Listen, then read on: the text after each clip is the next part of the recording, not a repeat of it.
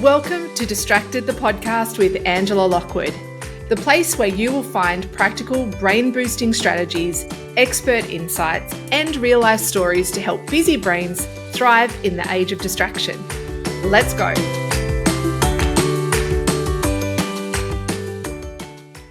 Welcome to Distracted. I'm Angela Lockwood. Thanks so much for joining me today. I'm going to get a little bit honest and open and vulnerable with you today. And it's about a recent decision that I made. And I just want to talk to you about sometimes there are downsides to making decisions.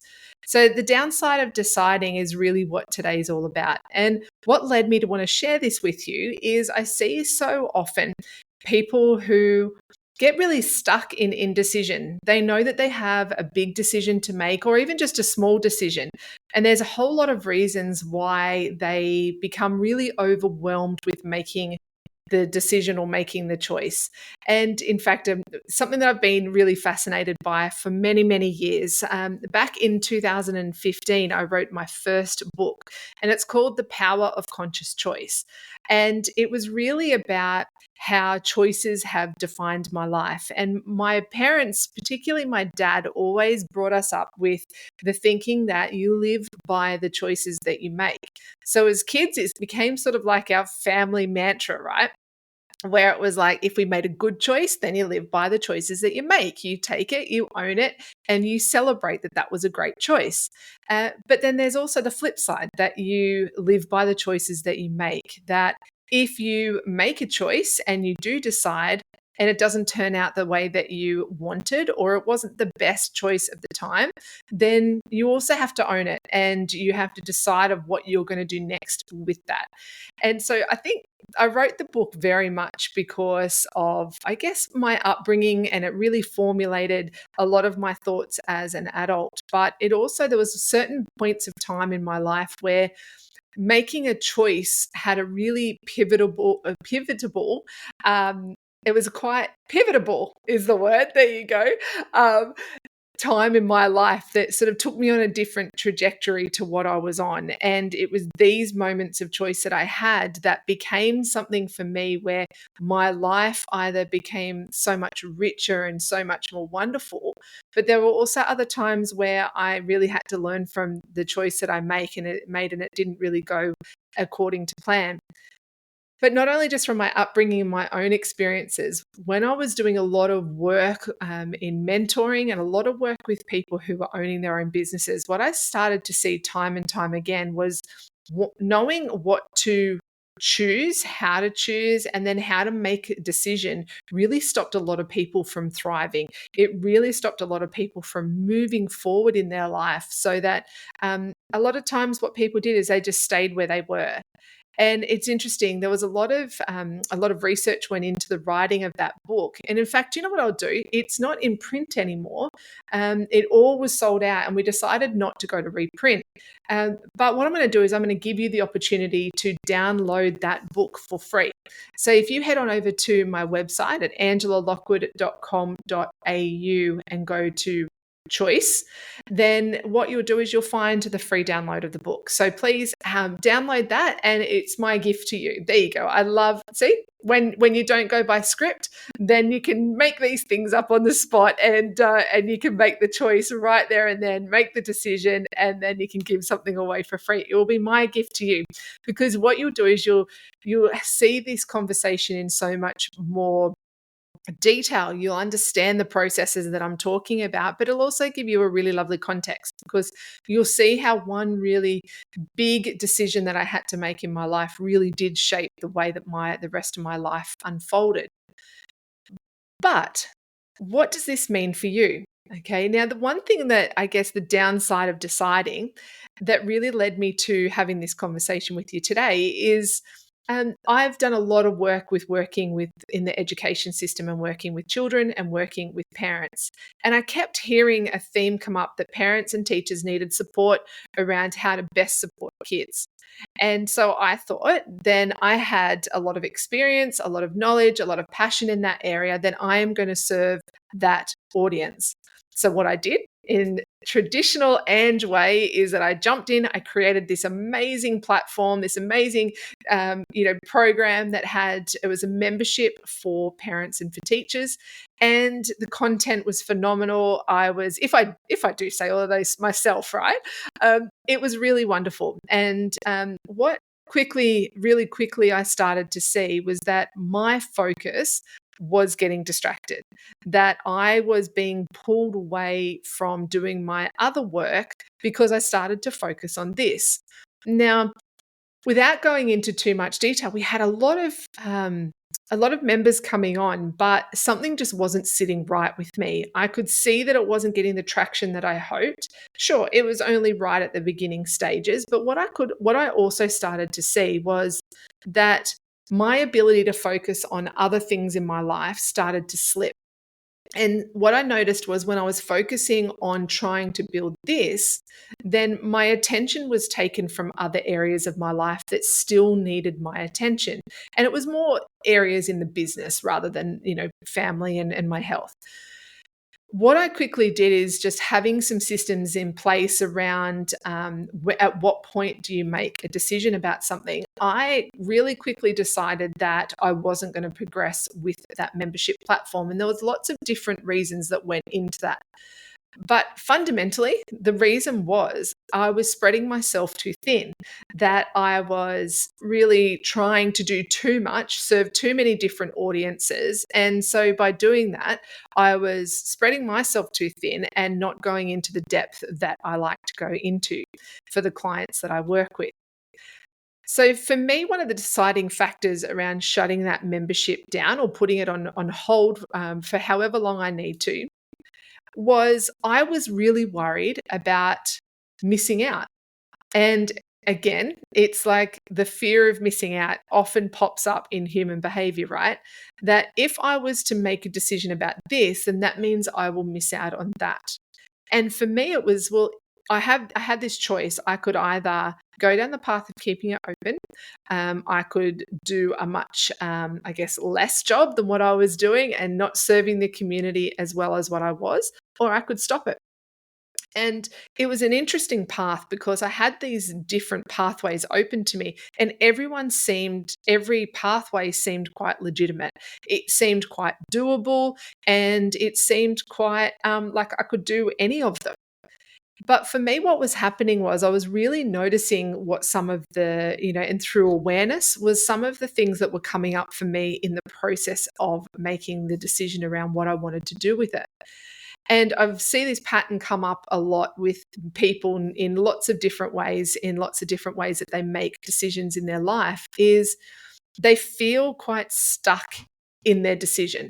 So they know they have to decide on something. So it might be, should I stay in a relationship or leave? Should I buy a house or should we keep renting? Should I leave a job or should I stay? There's a whole range of different decisions that we make in our lives. Some are really big, some, most of them are quite small, and they're things that we don't even realize that we're making. But it's these ones that we're really aware of that can feel like it takes a mental toll on us. And it's this sort of deciding that really starts to question whether or not it's the right thing to do. And the interesting part is when we talk about decision making is we actually don't ever know what the right choice to make or the right decision to make until we make it. So we can have lots of choices in front of us, and we do. We have so many choices in front of us, whether it be where do we go for dinner, what are we going to have to eat, what are we going to wear, what jobs, you think about the amount of jobs out there that people can choose from, who is my mate that I'm going to spend some time with in my life. We always have so many choices to make, but it's the point of decision where things often become unstuck. We either get really overwhelmed in all of the many choices that we have. And I see this at so many different parts of our lives and so many points of our lives. Like I think of my son right now, and he's in year 12, and he's got so many choices in front of him of what he can do once he leaves school. But those choices in themselves present a problem because of the very essence of what we're talking about today, the downside of deciding. Once you make a decision, then what that does is it shuts down the possibilities of all those other things for that point in time. So let me sort of unravel this a little bit more for you. You think about you have a choice, lots of choices in front of you, and you need to make a decision. What we often do is a couple of things. First thing we do is, particularly if we're feeling really tired and overwhelmed, we try to ignore it for as long as we possibly can. So it might be that you're feeling a little bit disheartened in your work and you know that you want to move on.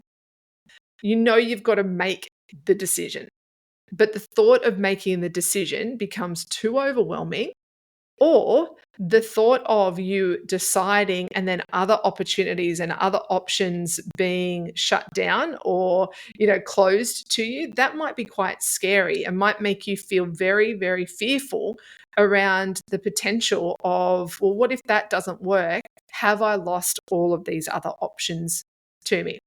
So when we get to that point, we know that we've got a decision to make.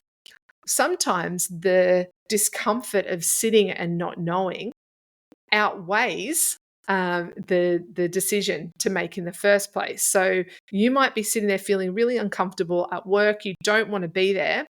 But if you decide, or the process of making the decision just feels so out of your reach, it feels so overwhelming, so complicated that you just decide to sit in the discomfort of staying in your current job.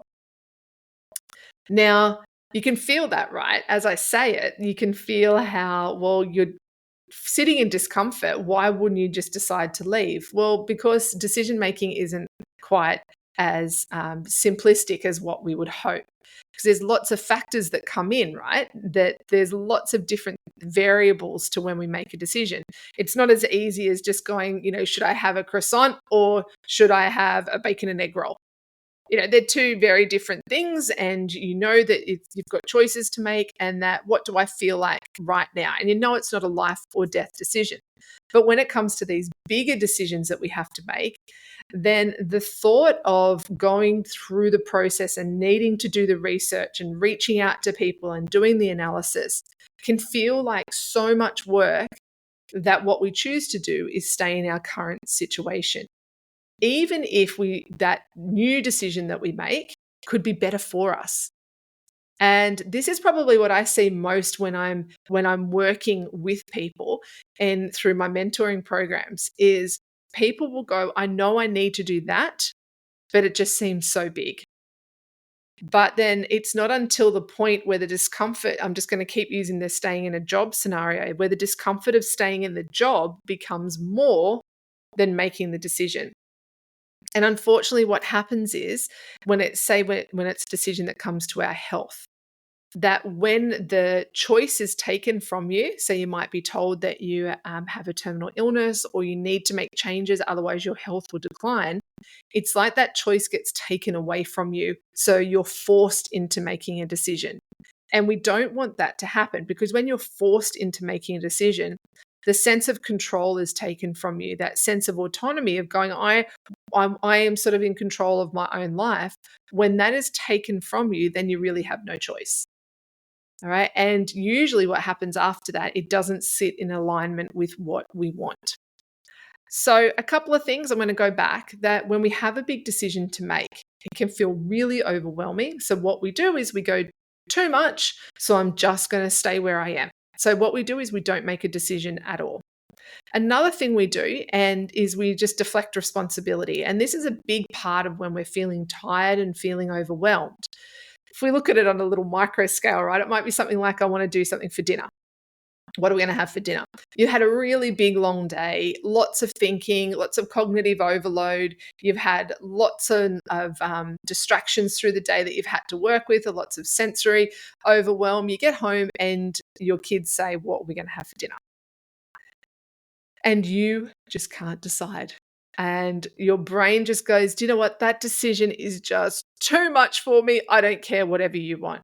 Or the kids get toasted cheese sandwiches for dinner, or cereal for dinner, or you go and get takeout. And it is in these moments where fatigue really has a big part to play in how we make decisions. When we are tired, when we're feeling flat, what we do is our ability to be able to make really good, clear decisions is quite compromised. It's when we're feeling energetic and open and agile, we make decisions where we can make them off our values. We can make them off what we feel is best for the bigger picture. We can make a more well-rounded decision rather than a reactionary one, which sort of takes me to the next one. So we've talked about just not deciding at all, that deflecting responsibility, going, you know what, I don't care. Either you say, I don't care, you choose whatever you want for dinner. Or what you do is you just go, I'm out, I'm tapping out, I don't know, I can't do it. And it's a very normal thing to do. And as I said, fatigue has a really big part to play in this one. The next thing we do is we'll just keep going as is. Right. So what we'll do is we'll just go, I can't make this decision, so I'm just going to keep going. And what happens is I see people who feel very, unfulfilled when they do this, is they just keep going. They know that there's a decision that if they made that, there'll be a new pathway open to them. And that new pathway that will be open to them could be so much better. But instead, rather than taking the effort or taking the next step, just one little step, rather than feeling overwhelmed, they stay stuck in indecision. And that being stuck in indecision means they just keep going along the pathway that they currently are. And a lot of people who are really unfulfilled in certain areas of their life are in this space. The other thing we do when we're trying to make decisions and we're feeling overwhelmed is what we do is we make a reactionary decision. So it might be, not only have you deflected responsibility and gone, I don't care, you decide. This one is more about making a decision that's not very well thought through. Now, I've been known to make a few of these in my lifetime, where you're presented with so many choices. You've got to decide, and an example is my program. Right? Is I could have just gone, no, that's all right. I'll keep going. I'll keep going as is. I'll keep putting in the work, knowing that there was a bit of a fallout to my other work, that knowing that I couldn't focus on everything at once, and I couldn't, I was feeling very distracted, feeling very almost like unsatisfied because the level that I wanted to give, I couldn't give. So I was overcompensating, giving too much. Anyway, that's a whole big story, and I won't bore you with all of my detail of how that unfolded. But what was interesting is I could have gone, well, that's it, I'm done, thrown my hands up and made a very reactionary decision.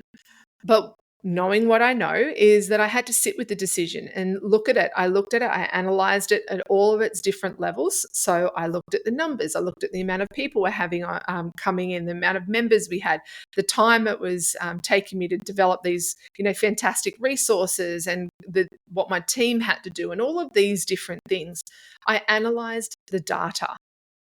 But what I also did was I took a step back and I connected with what my intuition was telling me.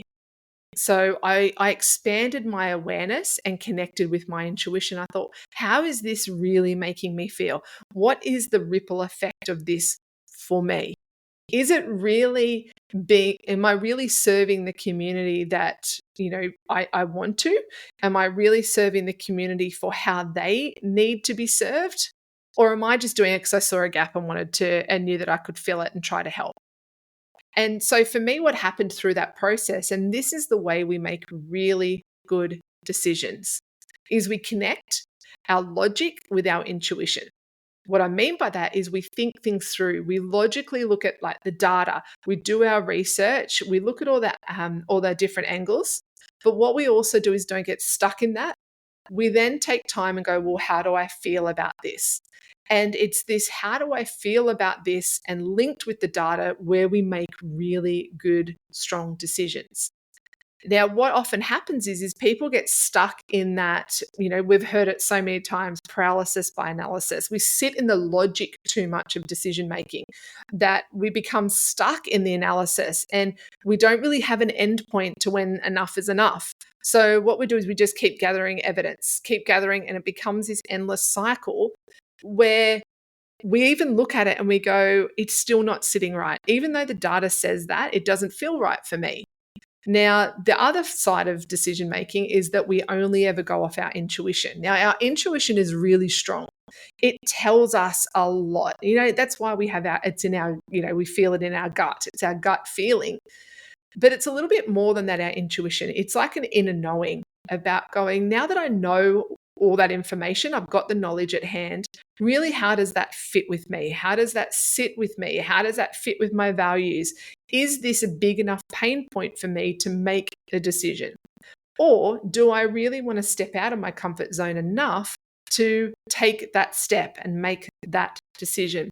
So it's this logic and intuition where if we can have a really good understanding of how that interplays with each other and how they work together, man, we can make some beautiful decisions.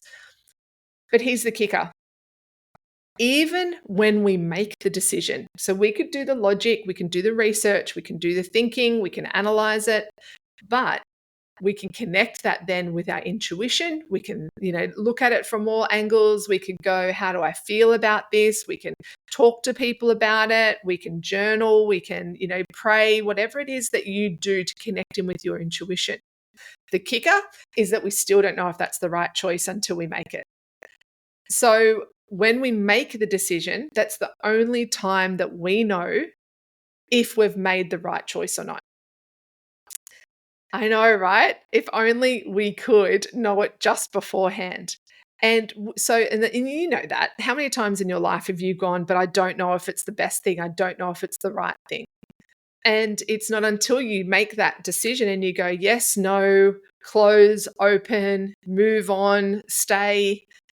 It's not until you do that and then you take the next step, that very next step after, that it'll start to reveal itself if you are moving in the right direction. Now, the next step may not be like in the next 20 minutes after you make the decision. It could be in the next month, the next 2 months, but you will know whether or not you're on the right pathway or not. And what often happens when we're working in this indecision space is that it really comes from a base of fear, that we don't want to miss out. We don't want to shut down other options. But if I say that, if I choose that, then what about if that thing is better for me? And the wonderful thing, let's look at it as a wonderful thing, is that we don't know until we decide. So if you are here and you are listening to this and you're like, oh my gosh, I so needed to hear this from Angela. I have this big decision I've got to make, but I can see why I'm not making it. It's either that the decision feels too big to even make. It might feel too big to make on your own. It might be that you're just not clear around what the next step is. It might be that you are so tired, so drained that the thought of even having to decide just becomes too much for you. Whatever that is for you, what I encourage you to do is to think about those two areas that I have just spoken about. So one being your logic. Do the research, do the numbers, do the analysis, park it, and then spend a little bit of time going, how do I feel about this? So what do I know about this and how do I feel about this? And if your intuition is calling out going, even though the numbers aren't clear, the numbers are saying, don't do this, but for some reason you are being drawn to it and you are being driven towards it, and you know that that is the best step for you, then make the decision. And then it's up to you to take it to the next point. Now, if 6 months down the track, right, you have made the decision and you're moving forward and you get to a point where it's like, actually, I should never have done this, then you've got to own it. Like my dad said, you've got to live with the choices that you make. And the beautiful thing about deciding is that it leads you to the next decision. So then you have another choice to make. If you get to a point and you've gone, do you know what, this is not working how I want it, then that's a point in time for you. It's like a gift to you to go, well, you have the ability to choose again. So here are your choices. Now, what are you going to decide?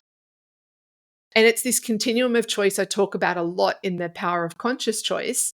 It's about realizing that a choice that we make will just lead on to the next one. So when you decide, when you make a decision, based off all of these choices, you make a decision, it then opens up a whole new lot of reality for you. And it opens up a whole new lot of choices for you to decide on. And when we do this, when we see it as this continuum, What I see a lot is when I explain this to my clients, this continuum of choosing, it almost just takes the pressure off the overwhelm. It takes the pressure off. Is it right or is it wrong? Because what we know then is we get the ability to choose again. No, like I've made some terrible choices in my life. Holy moly. If only I knew now what I knew back then. But the thing for me is I can sit in that and go, I wish I had chosen differently. I wish my decision was this. But the thing I need to do is take the lessons from that and make sure I don't do it again. And that's the beauty of of choosing and making the decision cycle, is that it leads to the next thing. Now, if I keep repeating those same patterns and not learn from it, whether it be I made a decision that was just cracking and it was amazing and it turned out so wonderful, or I make a decision and it didn't turn out how I hoped, then if I keep making the same pattern off the ones that didn't go according to plan, then that's on me. I need to learn from those. But again, the ones that have turned out really well, it's also important to look at those and think, well, what is it about that made that decision really fantastic for me? It might have been timing. It might have been people. It might have been my mindset at the time. It might have been my energy levels at the time. There's lots of factors. So if you are right now sitting thinking, I have lots of choices I've got to make, I've got them all in front of me, but I am just so scared of making the decision. Have a look and think, what is it that you're actually scared of? Are you scared of the overwhelm of the process? And that's an easy fix. You break it down. What is the next thing you need to do? Are you scared of missing out on something? And that's a very real one, because yes, when you decide, it does shut out those other things that you said no to. Or maybe you said no to this and it opens up a whole another lot of things that you can say yes to. But the fear the fear can either drive you to make the next choice and then decide again and then decide again, or the fear can keep you stuck where it is. And what we know is that people usually don't shift until the fear outweighs each other. So the fear of staying still outweighs the fear of moving forward. So what people do is they make the decision and then they go, well, I don't want to stay like this anymore. I want to keep moving forward. So then the decision becomes clear. So whatever decision you're sitting on at the moment, if you have lots of choices in front of you, then take a step back from it and go, well, what ones are logically working? What data do I need? Who do I need to reach out to? Then take the time to connect which one feels right for you based off that information. If it's a situation for you where it's like this one or that one, you've got either A or B to decide on. And the fear of going, if I say yes to this, it means I'm shutting that out, then you've got to take some time to bring the awareness to the decision and think, well, is the shutting out of one really going to create more fear for me, more pain for me? Or is it going to open up so many amazing, wonderful possibilities? And do you know what? You won't know until you make the decision. So the downside of deciding is that we don't actually know what the outcome will be. We don't know if it's the right choice until you have made it. So my encouragement for you is whatever you're sitting on, don't sit on it forever. Take time to look at it, to analyze it, to think about it logically, but also then take time to tap into your intuition, and you will know the next best step for you at this point in time with the knowledge that you have. All right, everyone. Thank you so much for listening to Distracted. I'm Angela Lockwood, and I have a wonderful program that is available right now for organizations called the Focus Formula. And I want to tell you about this because I'm really proud of it. And it's one of those workshops that I have ran that really do fundamentally shift how people see, how they spend their time, their energy, and give their attention. And it's a workshop for organizations who are really committed to looking after their team. what I'm seeing is time and time again, really people really working hard and turning up every day, giving the best of themselves. And what our teams need, what our workers need, what our people need is the opportunity to press pause, to take a step back from all the busyness and connect in with them and go, well, how could I do this better? How can I utilize more energy? How can I gain more time? And how can I really thrive doing the work that I love? And in the focus formula, I go through my AIM model, which is about awareness, intention, and mastery. And I unpack what that is. And it's a really amazing formula that people can apply to any area of their life to help them find greater focus to do the things that they really love. You can check out what that program is over at angelalockwood.com.au/professionals. And all the information's on there. But please reach out if you are in an organization who you know your staff really want to be doing things differently. The work might be too much for them at the moment. They're finding it really hard to keep up. Then let's give them the opportunity to press pause and really look after themselves. All right, everyone. Thanks so much for joining me. I'm Angela Lockwood. And until next time, enjoy. And I will see you in the next episode of Distracted.